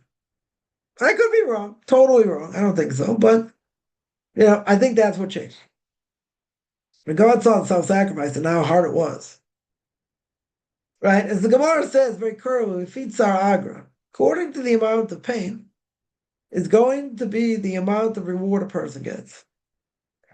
So the harder things are, and a person has to flex, let's say their Amuna muscles and other things, the harder things are, and a person's able to persevere somehow, the greater the reward.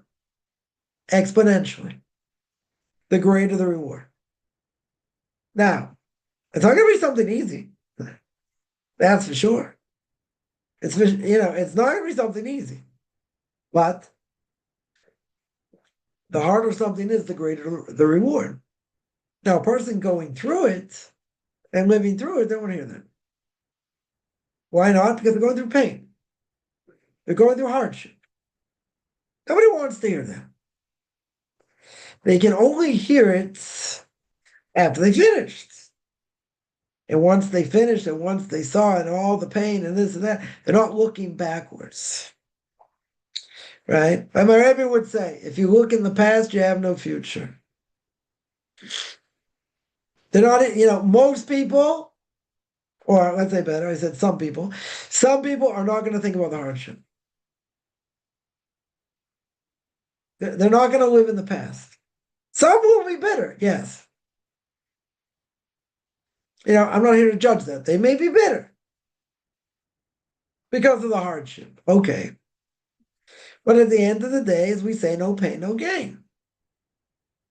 You work very hard, you suffer this and that, the reward's going to be immense. You're going to believe the reward's going to be immense. You can't just say the words, you got to think how it comes out and how it's going to play and whatever. And even a person went through this is going to say, okay, somehow I can manage. Somehow I can get through this. And what does it do? It changes. Right? But it's only going to change, if a person really lays themselves on the line and they do it with unbelievable self-sacrifice. Yeah, whether it's physical, whether it's spiritual, it doesn't matter. Right? The more a person puts in, the more they'll gain. It could be there's tremendous hardship. Okay. But this idea, again, it's a painful thing. And we speak about it a lot because people go through it in many different ways. But if I understand intellectually, which is 97% of the game, as we always say, if I understand intellectually, this idea in this concept, I have to put it in my heart. Because that is the main thing here. The main thing is understanding, and a person should say this 100 times a day, right? When life is hard, and that is, but you're not doing what you're supposed to do anyway. So what do you expect? You're not doing a third, a quarter of a tenth. So is it any wonder? Yeah, but you blow that off, and a person will say, but it shouldn't be this hard. And I shouldn't have to go through this. But that's a contradiction in terms. Those words should never come out of a person's mouth. The only reason it does is because they're in pain and they're suffering. Because they themselves 100% will admit whatever they're going through, they're not doing a quarter, a tenth, or whatever what they're supposed to do. They'll say, I'm trying and I'm working on it, right? But the contradiction comes up when they say this isn't fair. This shouldn't be. Other people have it easier. The odds are stacked against me. Good. Maybe it's all true. Maybe all these things are true. But if a person admits, deep down they admit, they know they're not doing what they're supposed to do. They know they could be better. They have to admit that. Right? But the same thing is going to come out of their mouth right at the same time. They are going to claim it's unfair. They are going to claim it shouldn't be this hard. Right? Well, we'll give an example. You take someone that had a business, they had money, right? They come to Torah mitzvahs and everything goes south. Everything goes south. Yeah, financially, they're having hardship. Physically, they're having hardship. Now, family, they have hardship. So they'll say all these things happening. They'll say, listen, I'm coming, and I had someone say this. Coming, if you come close to the Torah mitzvahs, this is what happens. I don't want any part of it. Okay, so would you rather live? Fantasy? Nothing really matters, whatever, sure, good luck, bad luck, whatever happens. Or would you rather say that what I do matters and my actions matter? Right? What do I want over here? Right? What do most people want? What's easy? They don't have to work hard. They don't have to struggle. There's difficulty. There is hardship. And we say, and most people would say they became stronger. They became better because of it. Okay. Maybe true. Some people would say I'd rather not, it made me who I am. But you could ask, is it worth it? Some people say I wouldn't trade it for anything. Some people would say, I wish it was easy. We want the easy way out. We don't want to work hard. We certainly don't want to suffer. We want it easy. But I have to remember the main point. Right? Now, a person can say, I'm a work in progress. I should be judged this harshly. You're at a different level now. You're not a potato farmer in Idaho, right? No offense to anyone who grew up as a potato farmer, grew up in Idaho, right? At the end of the day, you now understand this greater responsibility. When there's greater responsibility, the odds get higher. Yeah, life can become more difficult. Why? The game has changed. See, nobody wants to hear this, but it's true. The game has changed. What has changed about the game? My responsibility, my relationship to God, the way God looks at me now. It's different. You're not holding like a potato farmer anymore. You're holding somewhere in the world. So now the stakes are much higher. Right? And someone would say, like a friend of mine would say, well, so stay at the bottom. And if you're at the bottom, God won't punish you as much. No. It works against you because you have greater potential. Let's say. If you're supposed to be at the bottom, right, and you don't have greater potential, good. So that's not a problem. That wouldn't be an issue. In this case, though, if you have greater potential, it's be held accountable, right? So, you're damned if you do, you're damned if you don't. Okay. But what would a person rather have?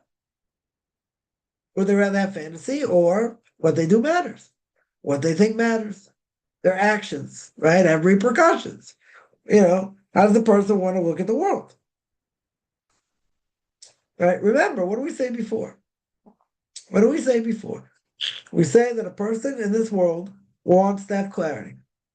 See, this is what Amalek, I didn't mention this, but now we'll come back to this idea. This is what Amalek brought to the world, atheism and doubt. The Hebrew word for doubt, suffix, the word suffix, samach pei kuf, is the same numerical value as Amalek. Ayin mem lamed kuf. Same numerical value. It's not a coincidence. Yeah, this is what, people say, oh, we don't know what Amalek is, and have this mitzvah to wipe out Amalek, and we can't really do it because we don't know they are, blah, blah, blah. So what does it mean, though? Amalek is just as relevant today as they were before. Maybe even more relevant in certain ways. Because Amalek brought to the world doubt. So we said before, Kol Hasal is kashus. All beginnings are hearts.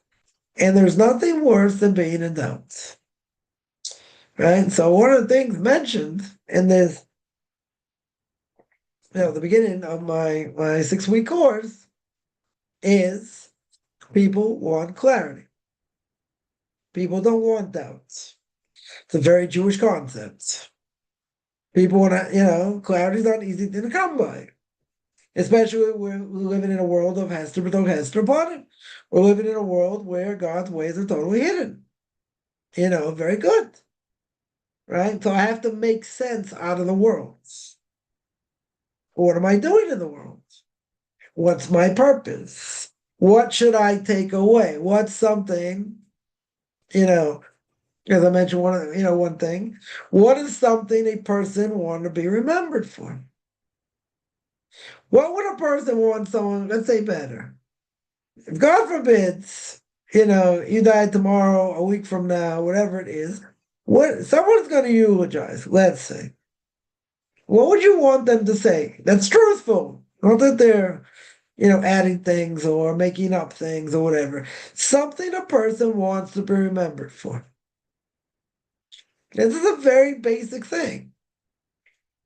Right? So then with this whole thing, it's okay. So what does Torah bring? Right? It's going to be, this week. I'll speak about it. Right? What's the connection to Torah? Or let's say, why Judaism? Because, Judaism brings a lot of things to the table. Brings meaning. We don't go into why Judaism is true, other things are. That wasn't the point. Right? It can bring a lot of clarity. Right? In many ways. But the question is, okay, what am I living for? Like someone said, I have this, that, and the other thing, and they're miserable because they don't know what they're living for.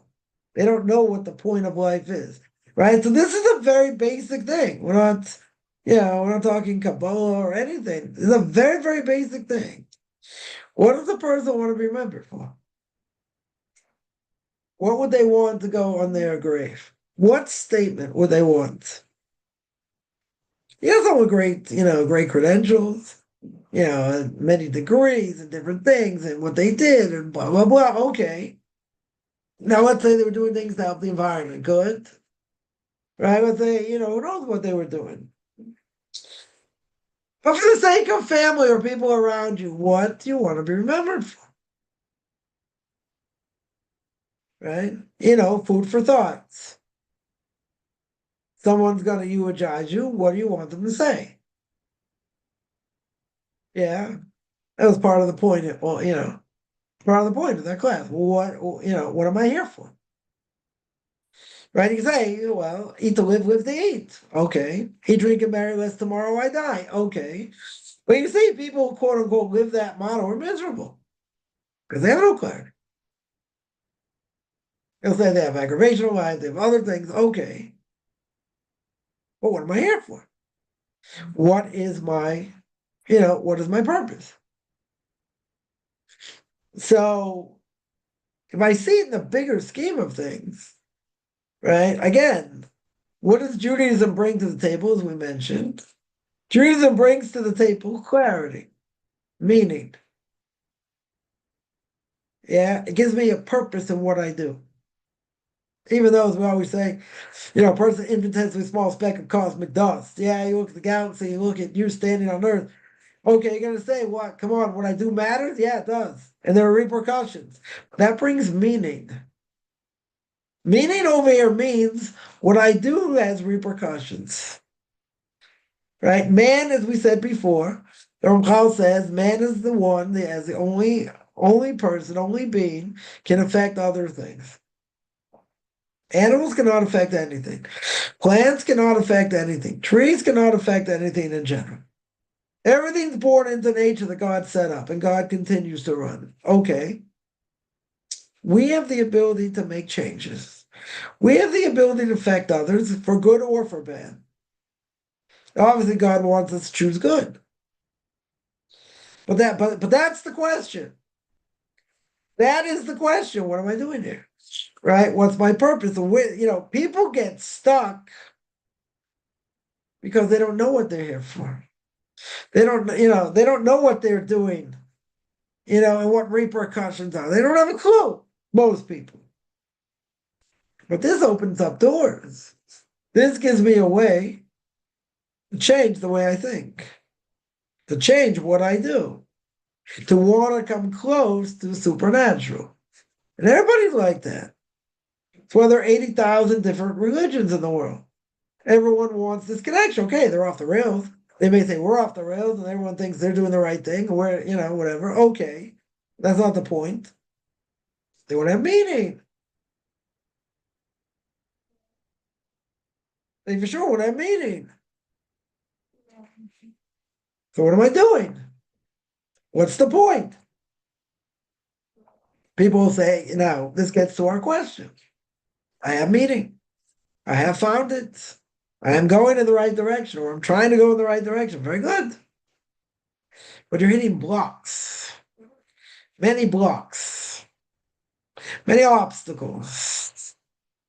And a person will say, but okay, the mantra is, it's probably coming to me.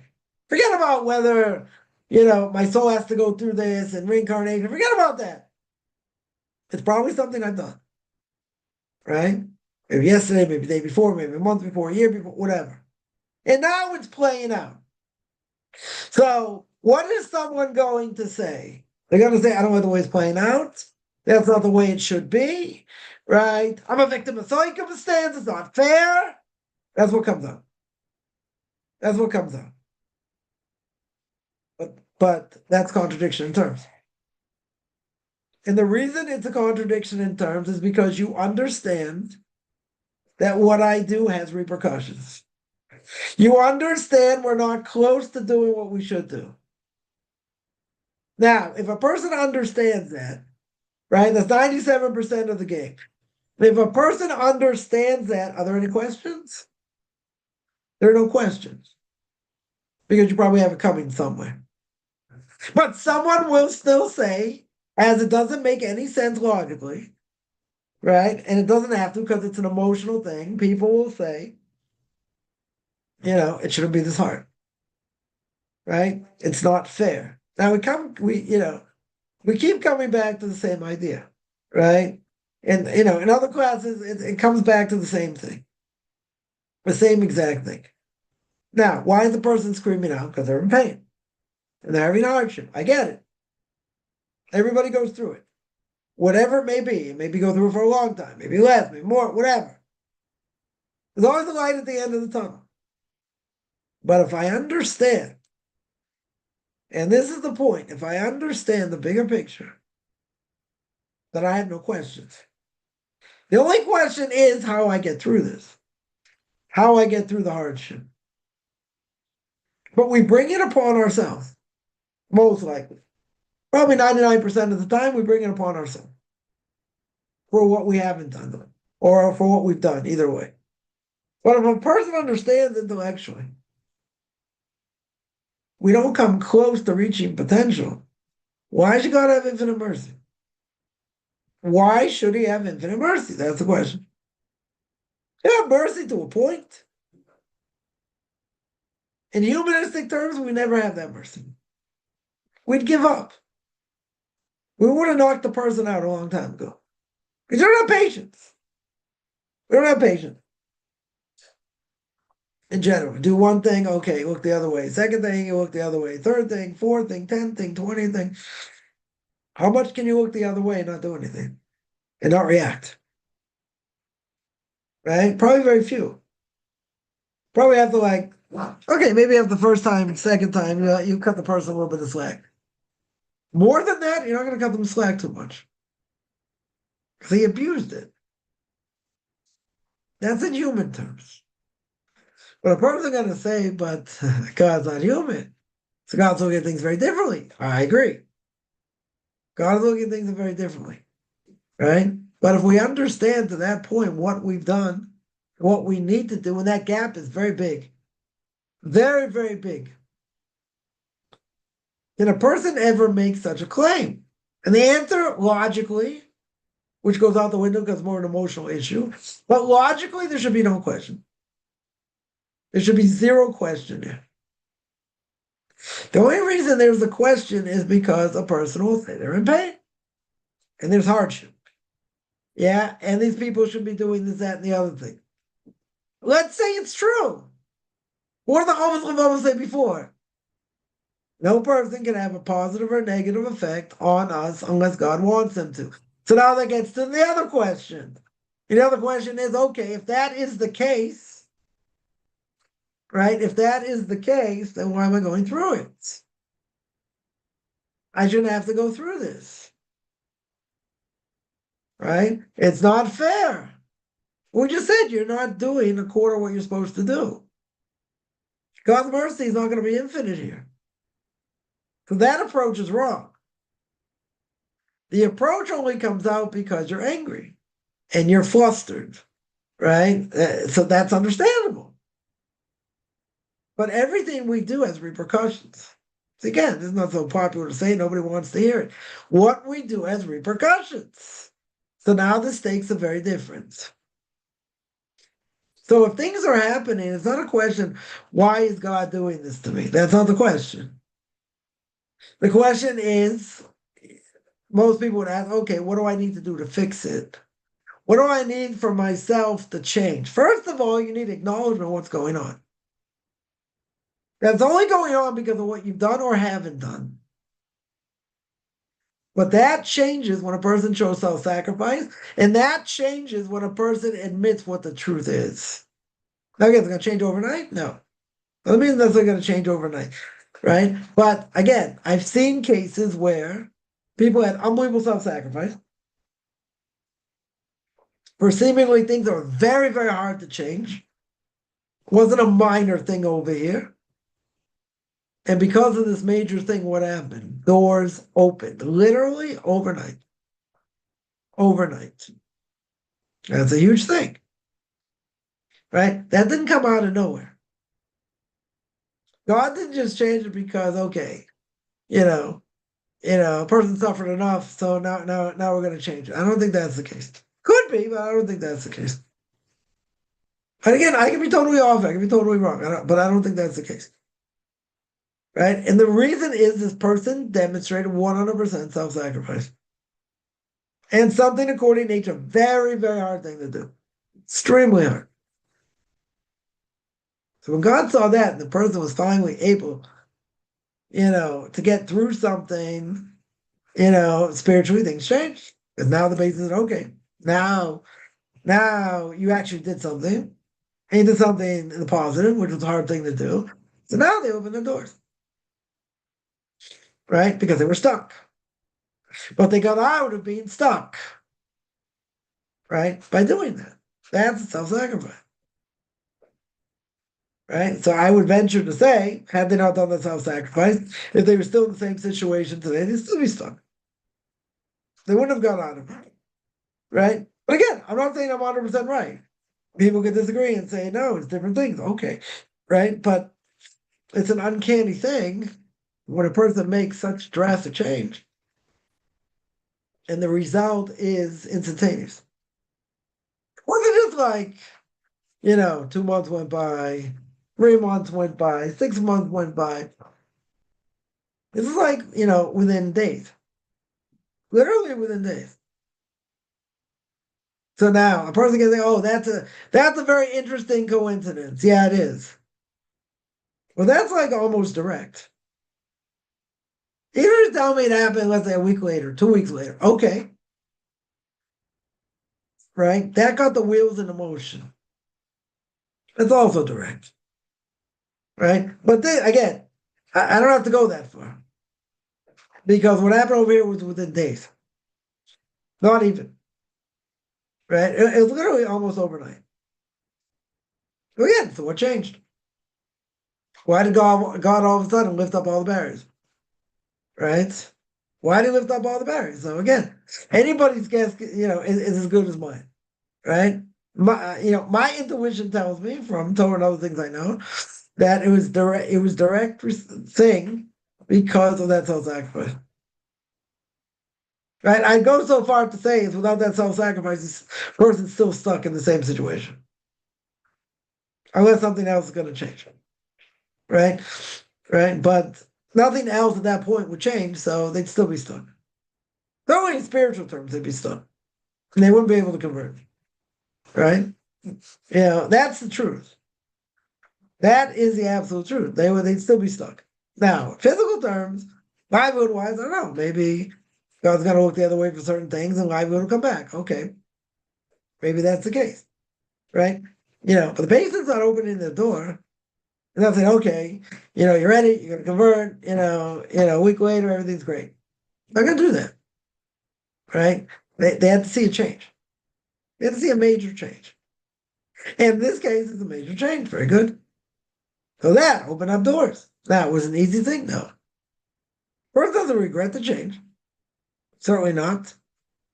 Right? It was painful change. It was the thing they knew they had to do, let's just say. They knew they had to do it. Because if they don't do it, they don't get from A to B.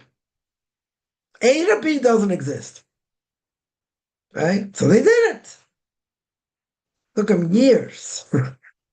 Again, I'm not here to judge. It's a very hard thing. It's a very painful thing. Right? But because they did it, and it was hard for them, and it was very hard for them, what happened? Doors opened. That's what happened. Doors opened. So I'm convinced that's why. Maybe it could be something else. Could be. But I think this is direct result. Right? Right? Direct result. Right? So somebody asks, so self-sacrifice the answer. Depends for what? How are we going to get out of a situation? Right? How are we going to get out of a situation, let's say, seemingly impossible? Why is it impossible? It's impossible because if we're not doing what we're supposed to do in general, if we're not coming close to that, why should doors open? Why is your doors open? So I tell people, keep committing to what you're doing, keep going, and and you do the best you can. But you have to pray and say, God, you're the one in charge. You are the one in charge. And a person may go through a hardship where God sees tremendous self-sacrifice. Self-sacrifice can open doors, yes. It can totally open doors. Yeah. A person may have to get out of their comfort zone, in different things. Right? And so the question is self-sacrifice the answer? Or if we're not close to doing what we should do, so again, what do people do? They'll give up. If I'm not going to reach my potential anyway, eat, drink, and tomorrow I die, that's it. I'm not going to do anything. Some people make that decision.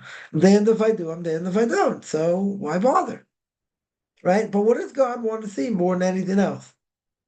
Right? It's not just about self-sacrifice. He wants to see that you're trying. Yeah. And if a person tries, and let's say they're in a difficult situation, they're able to overcome it, so that could do a huge thing. But that's what God wants to see. There'll be setbacks, there'll be hardship, right? A person can do something that's very uncomfortable, makes them feel very uncomfortable. And God says, wow, look what the person did over here. They're sacrificing so much, so to speak, and they don't care about comfort. Yeah, they don't care what people say. You take somebody who's, is close to my Rebbe, and this person's father says, listen, he's very wealthy. And they were struggling. And so he said, listen, I'll give you all the money. Now, I'll give you a ton of money right now. One condition. One condition. Right? What's the condition? You don't listen to that Rabbi Sturba. Whatever you do, don't listen to him. If you don't listen to him and you leave him, I'll give you all this money. Big test. Obviously, they didn't listen. But a test like that can open doors. Because that's the easy way out. There are people who take shortcuts, easy way out because they want to make more money or who knows what. And they take shortcuts, yeah. But at the end of the day, God wants to see, he wants to see self-sacrifice. So even self-sacrifice is hard. You're going to plead, I'm doing what I can do. Obviously, God thinks you can probably do more. Right? Right? So, even if a person says, as we said before, they witness open miracles. Okay, so now you take on something. You take on something. Doesn't have to be something big. A person says, whatever, blessing I make, I'm going to try and say it with more intention. It's not, something like that.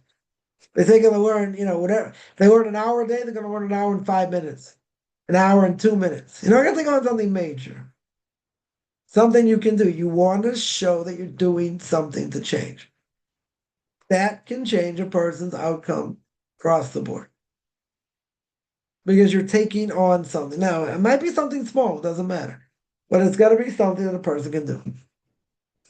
Again, we're not talking about, fasting three times a week and this and that. We're not talking about that. There are things a person can do, regardless of whether it's small or not.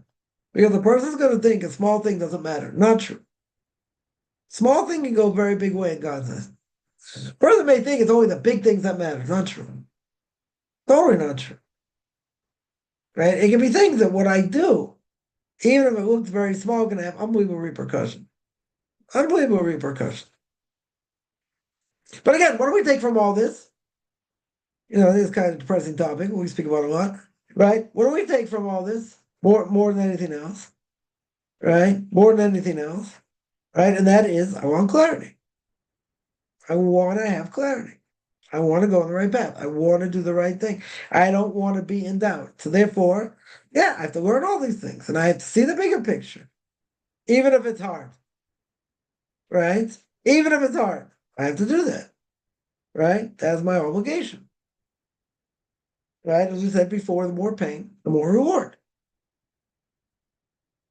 If a person's sick, they don't want to take a bitter pill. Well, guess what? The bitter pill is going to make you better.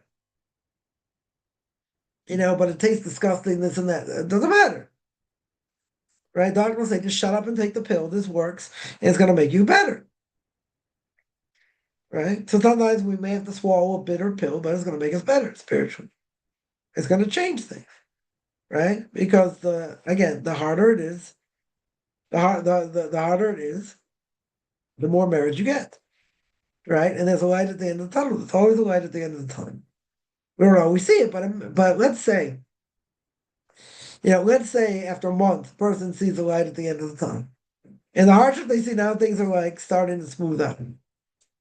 They're gonna be doing the moonwalk. I don't know how to do the moonwalk or whatever. They're gonna be whistling Dixie. I don't know how to do that either, right? People are gonna be ecstatic. Why are they gonna be ecstatic? Because now they see the light at the end of the tunnel, right? They see the light at the end of the tunnel. They see it's leading to something. It can be hard. It can be painful, but when you see that light, even if it's something small, and you get in there, you get in there, you get in there, changes everything. Changes the mindset, right? And that's what we want. And how's it going to change the mindset? It's going to change the mindset because the person's going to say, wow, look at this. Look at all this led up to this, but there's the point, which we don't always understand. Sometimes we understand it later. There is a point. There's a point. Someone asked, regarding the things to take on, please provide clarity. Careful what you say. That's a major thing. Just read the parshas of Tazria Mitzvah, all about Lashon Hara. A person would take 10 minutes a day. Yeah, careful what they speak. It's also a game changer. It's also a game changer. Having more, a little more intention when they pray. Even if it's a little bit. Right? Think, 3 seconds before you eat something when you make the blessing. Or you drink something. Right? Those are big things. In the bigger scheme of things. Why? Because, I'm stopping to analyze these things. I'm understanding my connection better, let's say. I'm working on that connection better. Right? So someone will mention, okay, take on things, but you keep, okay, but you get shut down. Now, if you're consistent in doing them, so you keep plugging. You just keep doing them. But you're doing them to your best of your ability. Never goes to waste. See, this is a mistake people make also, but it's not working. Things are seemingly getting worse, right? They say Pirkei Avos every day. Both these verses have to do with animals or whatever. It's supposed to be an omen for two things. Or maybe more than two things. But one is livelihood, the other is find a spouse. So the person is telling me, I haven't found a spouse, right? And livelihood's getting worse. Right? So what was my answer? My answer was keep saying it. You don't stop. You just keep going in the right direction. Now, the challenges may be different. They may be harder. Okay, but that means you're going in the right direction. Just because maybe something stops doesn't mean you get your prayer answered it. Maybe it does. Right? But we see one of the things we've seen throughout exile is that when one exile ended, another exile started. Right? In other words, when something stopped, another nation came and took over. Made it more difficult for the Jewish people. So they got to a certain point and they got slammed by someone else. They got to a certain point there and they got slammed somewhere else. You can ask that question. Why did it happen like that? Right? And the last group to, hammer the Jewish people were still living in that exile for the last 2,000 years. Right? It's even very hard exile. Very, very hard exile. But you can ask that question. Right? Very simple question. Right? They got to a certain point. They got out of it. One exile. Hopefully they learned their lesson, but obviously, then what happened? Someone else came along and started giving them a hard time. And even when someone came out of that, the third group came, right? Started with Babylonians, and it went to Paras and Madai, right? I.e. Persia, right? Iran, I guess, modern day. Difficulty living under that exile, and they get to Rome. Yeah, the Roman exile. That's Roman exile. The Edom, right? With Ishmael, right? Sort of a combination of Edom and Ishmael, with the Muslims, the Arabs, okay, and that's the anxiety we're in now. But think about it, it wasn't smooth sailing. They had a reprieve. They got to a certain point, they got slammed again. So you can that's an obvious question.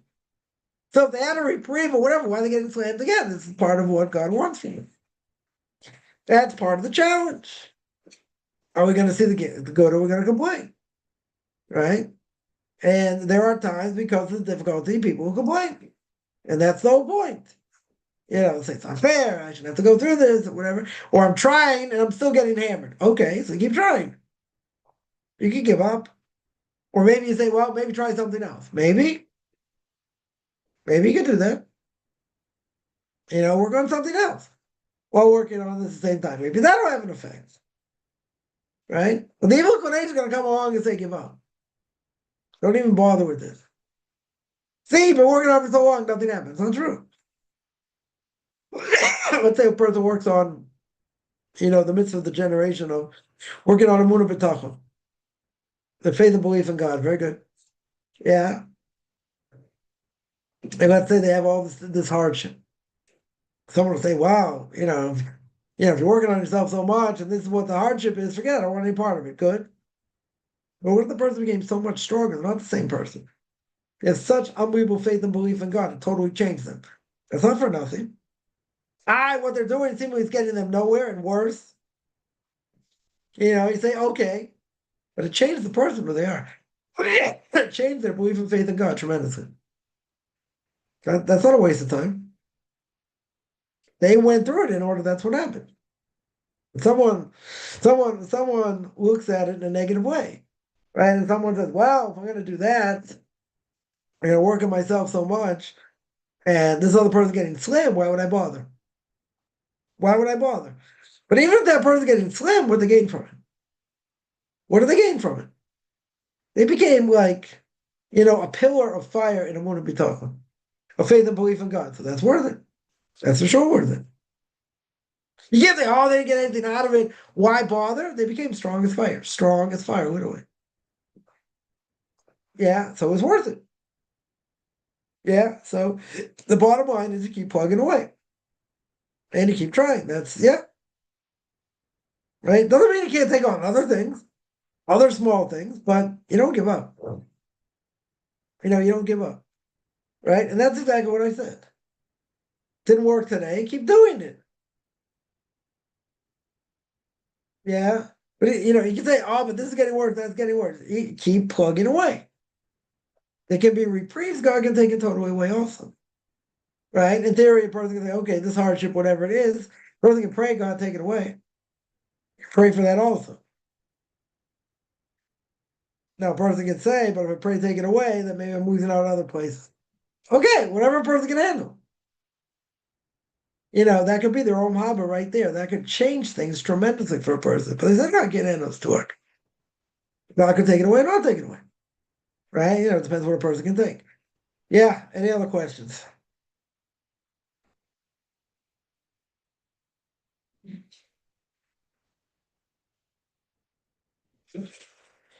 All right, I'm gonna stop here. I do this every Saturday, 2 o'clock Eastern time, 9 o'clock Israel time. Maybe revved up about maybe a half an hour later. We'll see in the next few weeks because Shabbos getting later coming out. So anyone has any questions, find me on Facebook at Michael Kaufman, Beyond Orthodox Conversion Judaism, OrthodoxConversion.com, Beyond Orthodox Conversion Judaism on YouTube. There you get videos, Q&As, ethics for fathers, book of Leviticus. Want to send me an email, RabbiChaimKaufman@gmail.com. RBBI, CHIMCOFFMAN at gmail.